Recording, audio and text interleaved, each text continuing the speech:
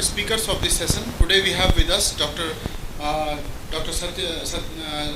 Shankaranarayanan, President Vivo Biotech Limited, Dr. Grace Barry-Hill from Jackson Laboratories, Dr. Nathalie Parsi-Dusert from NC3R UK. Welcome. It's my privilege to invite chairpersons of this session. We have with us Dr. Ekta Kapoor and Dr. Neeraj Khatri. Sir, please take yours.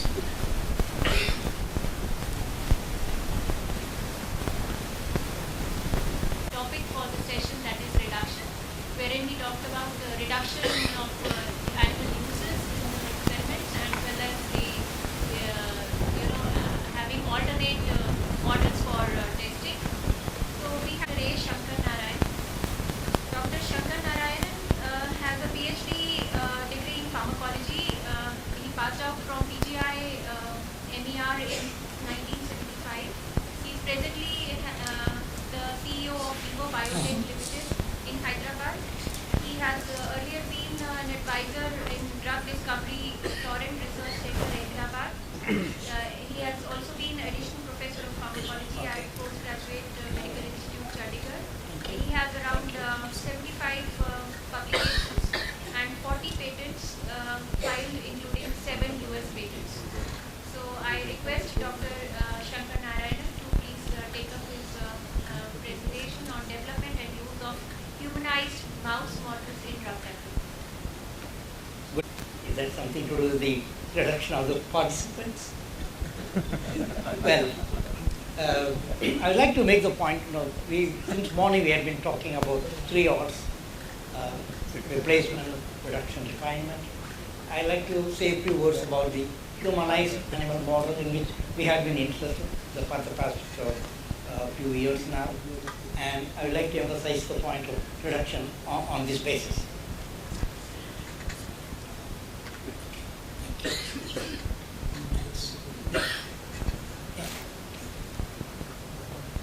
So the agenda is on the 3 R's. I will particularly focus on the reduction, and particularly in terms of using a relevant animal model that goes in a long way in reducing the number of animals used in research and to get some useful information. And I will say a few words about the humanized animal models and its applications. In the 3 R's, replacement, reduction and refinement. Now, when we talk about reduction, we say that if you use your experimental design properly so that you can meet your experimental objectives very well, and you conduct your experiments properly, you need not repeat your experiment. And that goes a long way in reducing the number of animals used. And at the same time, it's also important to consider, let's say, for example, here I say that obtaining the best quality and most precise information with the smallest possible number of animals. That's possible provided we design your experiments well and conduct them properly, you know what you are doing, and so deliver most reliable results and no need for repetition. Very obvious. But what is not so obvious is this. What happens if your animal model is inappropriate? It's a very major factor in controlling the number of animals used in a particular investigation. This is a course going to talk about, I'm talking in particular reference to developing drugs for cancer. In the past decade, we have learned a lot about the cancer biology, cancer immunology, and so on. These studies, these investigations have brought up several targets for us to work on. And so we know a lot about cancer and cancer biology. But in spite of these several advancements, in cell-based and targeted immunotherapy, only a fraction of the patients respond to these therapies when you develop them. You put them through development, discover molecule, and take it through different stages of development, go into clinical studies. In animal experiments, it appeared as though the drug is working, but by the time you go to clinic, a lot of failures. This is particularly true for oncology drugs. The context is this. So if you look at the drug discovery and development, In the preclinical stage, you decide whether the drug has got enough potential to act on a particular tumor. But when you go to clinical trials in the phase 2 efficacy studies, they fail. To a large extent, it's true for anti-cancer drugs. Somebody said that roughly 1 in 50 promising cancer drug candidates really make it to the market. That means almost 98 molecules fail on the way. And the statistics are rather bleak in terms of the attrition of molecules in clinical trials. A quick look at an example. Look, this happened sometime in the beginning of this year. Oncomed is a very, very interesting organization, innovative organization. In April 10 this year, they said that in the phase 2 trial of one of their pancreatic cancer trial, the drug failed because it doesn't meet the primary endpoints. The next week they announced phase 2 trial of Tirextumab, which is for small cell lung cancer, that failed. By third week they said they are going to reduce their workforce. Now this is the kind of effect it has got on organizations. Because when a molecule fails in a clinical stage, you already sunk a lot of time, resource, money. And so if you lose it, it's going to affect you in a big way. In addition to that, they have also used a large number of animals. So why this is happening? There are several reasons. I will focus on one or two. Typically, we do screening for anti-cancer activity in a model called the xenografts models, where you use immunocompromised animals. There is one. Can you see? I think there is something. We are unable to see the picture very clearly. Imagine that there is an immunocompromised animal. And the tumor tissues derived from a patient either evolve into a cell line and you implant them in these animals, allow them to grow, or in the recent times we even use patient-derived xenograft directly. The tissue chunks can be implanted in these animals, allow them to grow, and the kinetic of this growth is used for seeing the effect of an intervention. When you expose the system to a drug, then you find a decrease in the growth of the tumor, and based on that you decide whether the drug works or not. Now here the important problem here is that, look at this. The mice we use as surrogates for human biology, basically. It looks alright because a lot of discoveries have been done using mice, but let's look at it. A mouse is small, easily kept, well maintained, easily maintained and handled.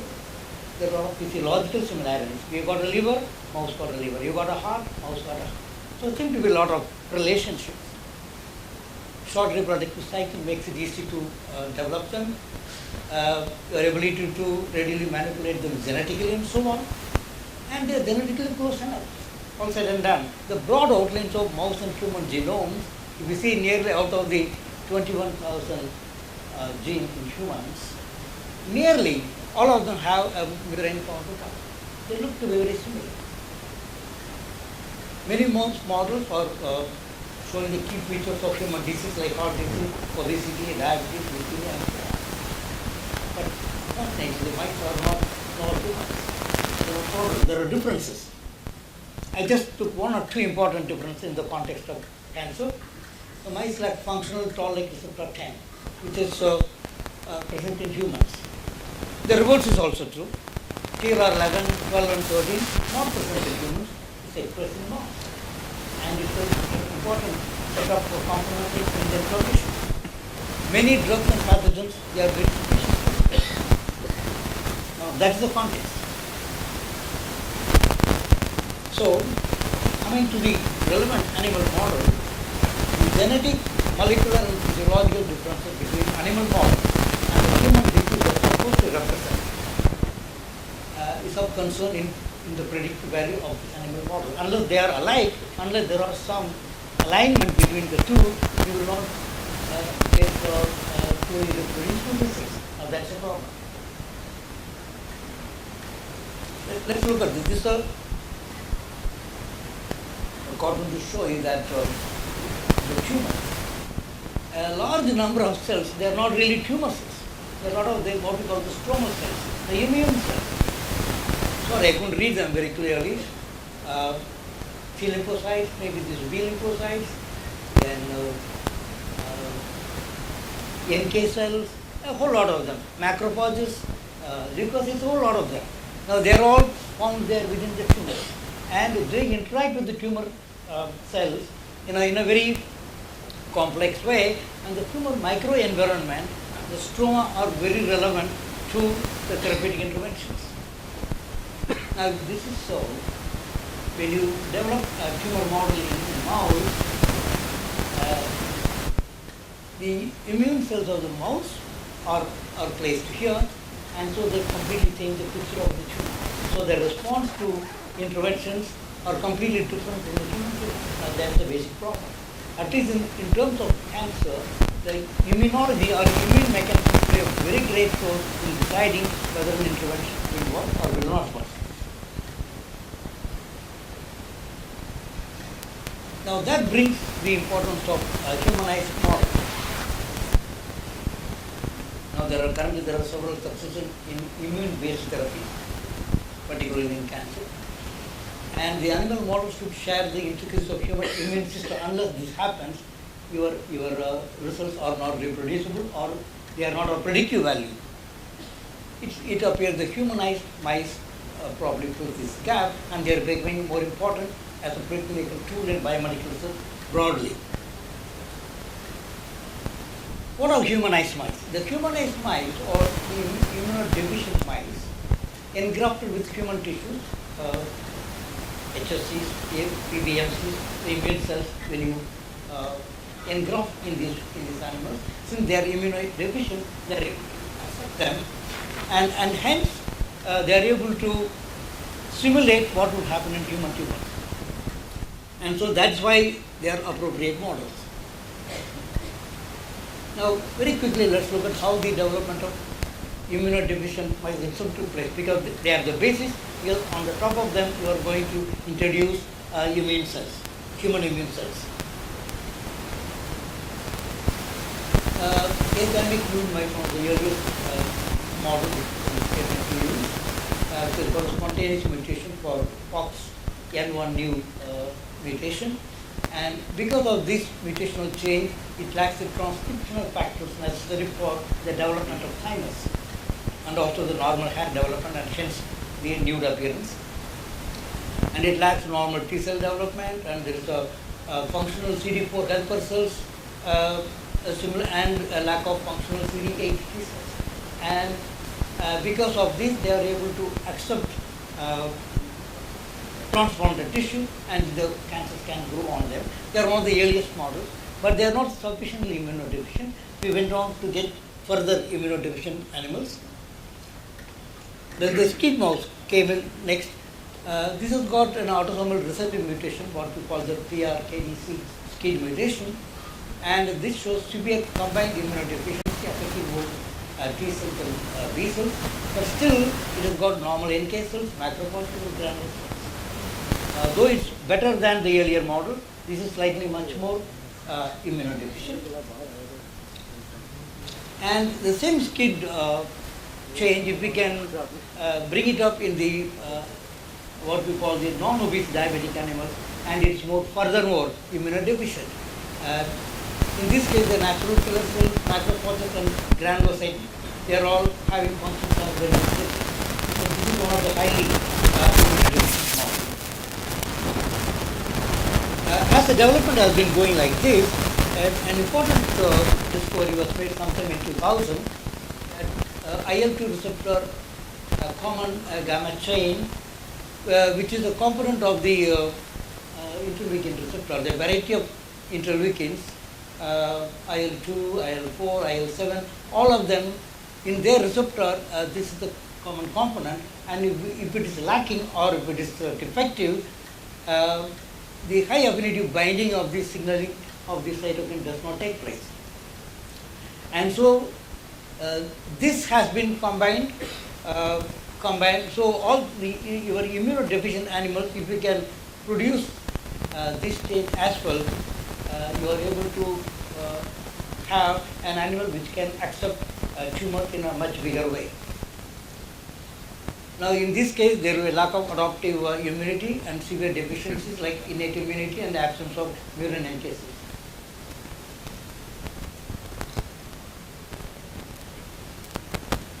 Now the immunodeficient IL-2 receptor gamma null mice, there are three common models have been developed, NSG, NOG and the so-called VRG, and these animals are readily available to transplant human immune cells into them.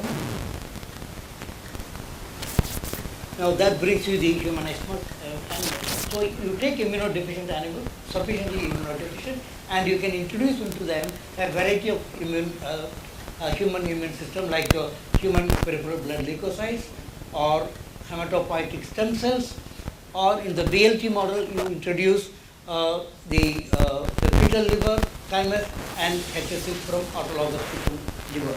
Now these three models are very well can be considered as a prototype of the humanized mice because they have the human immune cells and hence they are much more suitable to study your tumors or experimentally, human tumors experimentally.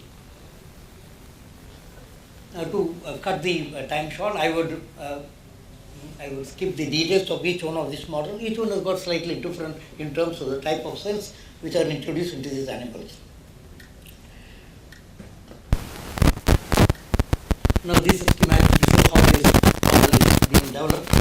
Not in the same animal, all these treatments do not take place. For each one, for example, this PBL skin, you introduce the corresponding cells. In this case, the esophageal skin, you introduce the corresponding immune cells, and in the BL, you introduce both the thymus and the liver cells under the renal capsule, and introduce the HSC.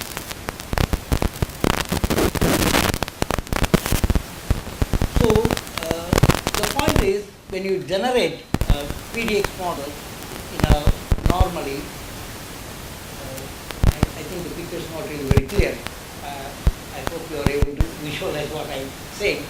When you introduce the tumor and expand them in 2 or 3 generations, these tumors lose their original human immune cells, and if they are from the regular immunodeficient mice, they get replaced by the mice immune cells.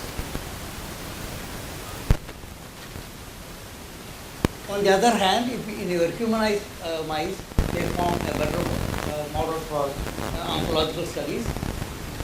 The engraftment of human tumor cell lines, there is a primary solid and the hematological tumors in the humanized mice, they offer very good models for studying them.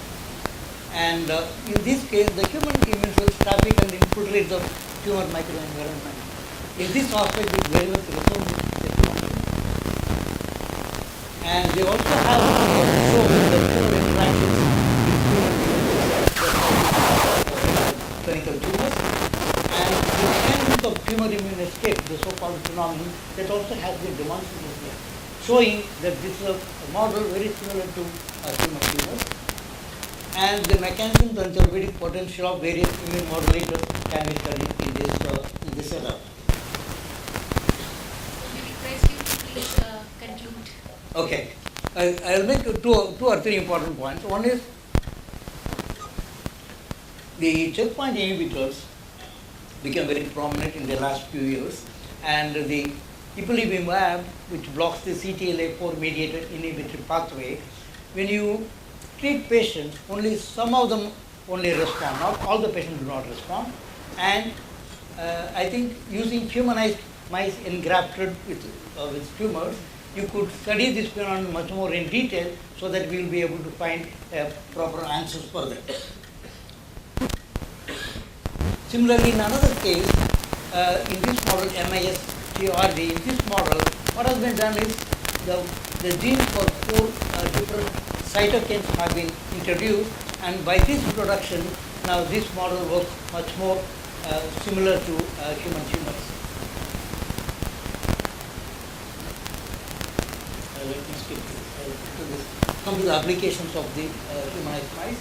So these humanized mice are very much useful in understanding the tumor immunology in general, preclinical evaluation of oncology drugs, the hepatic metabolism studies. In fact, some of the models have drug metabolism very similar to humans.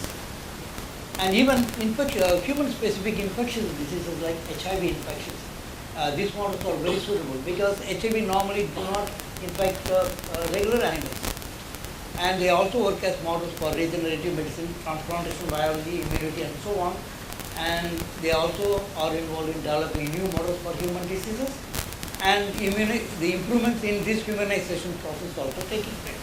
The point is, such models will reduce the number of animals used when you are developing a new drug. And so I think in the long way, in your 3 hours, the reduction can be very much be achieved if you use appropriate model for the question which you are trying to find answer for. I would like the attention of all the audience. This is a very interesting paper which appeared this year in the annual review of pathology. Virtually everything which I told here has been very nicely explained. You might like to use it for further understand this problem. Thank you. If there are any comments or questions?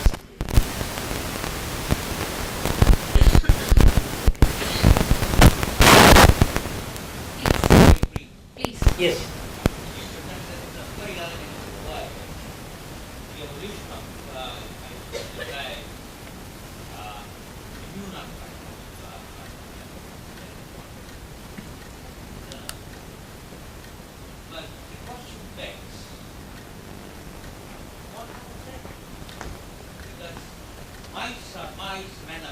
Yes.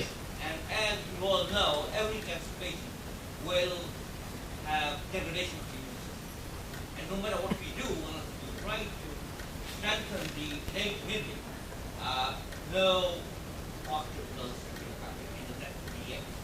That's a prediction of most people. No matter what we do, we'll try to laboratory work, tons of money, spend money, much for lab, and science. The question to somebody like you, look back. Where do you see heading in real therapy of cancer? Okay, let me answer it in a quick way. The best model to study man is man himself, number one. But you cannot do that ethically and for various other reasons. You have to necessarily use animals. But when you use animals, there is a clear difference between man and animals in several aspects. Now, I took the cancer as a model because here I felt that the involvement of human immune cells, which is lacking in the model which we have been using, so we have to use this. So depending on the type of disease which you want to find an answer, that particular physiological or molecular mechanism